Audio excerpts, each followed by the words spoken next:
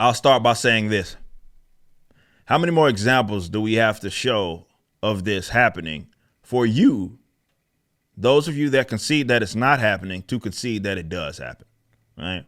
Now, yes, of course, amplifying different stories means that, it can often be exactly that.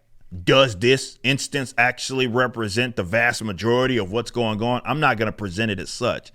But what I do want to present it as it's happening, and it's at least to a degree to where it can be covered time and time again, even though you like to think that it's not a thing. How many of you guys, probably that are watching this segment or you're watching us live, have talked to people about this specific issue of the influence of public education and people that work for them and the grooming of your children? So many folks are in a la-la land or in another dimension where they act as if that's not ever happening. I have another weird story here. It's covered by Dave over at Blaze. Preschool teacher resigns after a report about LGBTQ-themed flashcards, one apparently depicting a pregnant man, used to instruct students. Let's read the story. On the heels of a report that a North Carolina preschool teacher used that, the teacher resigned, and this is what the local news is reporting. So they already knew the writing was on the wall once they got outed. The flashcards apparently used to teach colors to students. Imagine using gay shit to try to teach people of colors.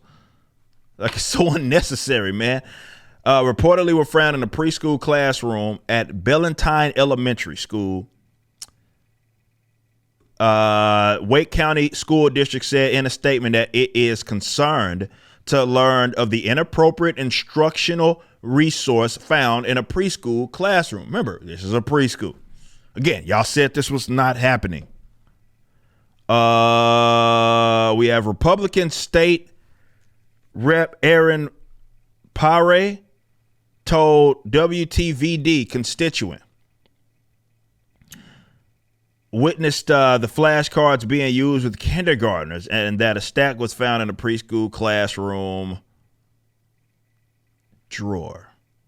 I am grateful that a concerned constituent reached out and that this issue is being addressed in a swift and professional manner by the Ballentine Elementary.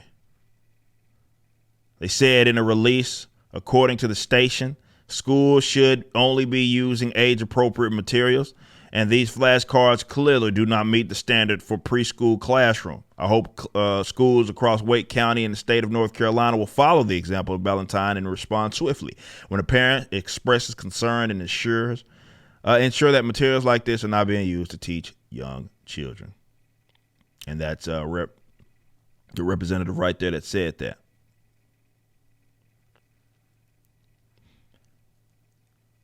It's quite hilarious that she it says our kids are being used as a publicity stunt. We are not upset at what's in the classroom. I know a lot of the community at Ballentine Elementary aren't upset about this being in the classroom.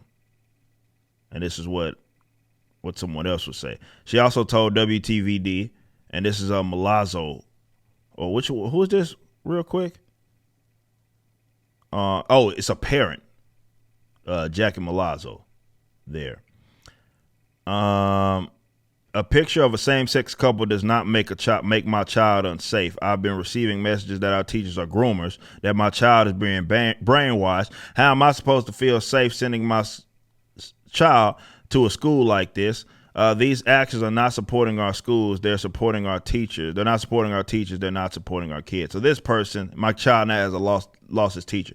So she's looking at it like, well, what's the big deal? See, this is the case to be made for complete abolition of public educations. Period. Now, I would argue this is inappropriate, of course, for all folks that are around that age. Like, it goes to show how these teachers, and I'm willing to bet this teacher that used this is either one, a white woman in a dysfunctional relationship, or they themselves are among that alphabet spectrum. And what we're seeing here is that because young people are like sponges. It's a really fucked up thing that these young people are doing.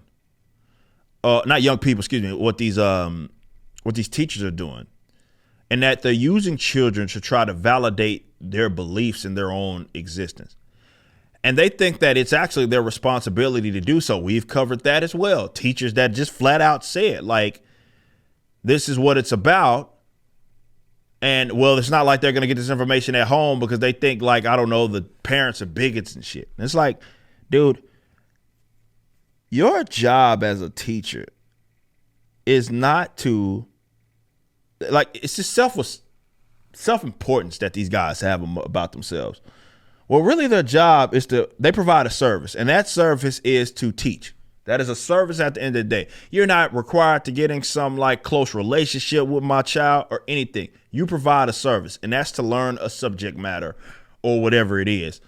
Teach a subject matter to these children. They don't look at themselves like that. They look at themselves as these folks that are trying to lead the charge. And this, unfortunately, is something that has been perpetuated even among my generation, hell, especially among my generation, of these like teachers are really bigger than what it is they are. It's like, nah, they just people that provide a service like the fucking custodian does. That's it.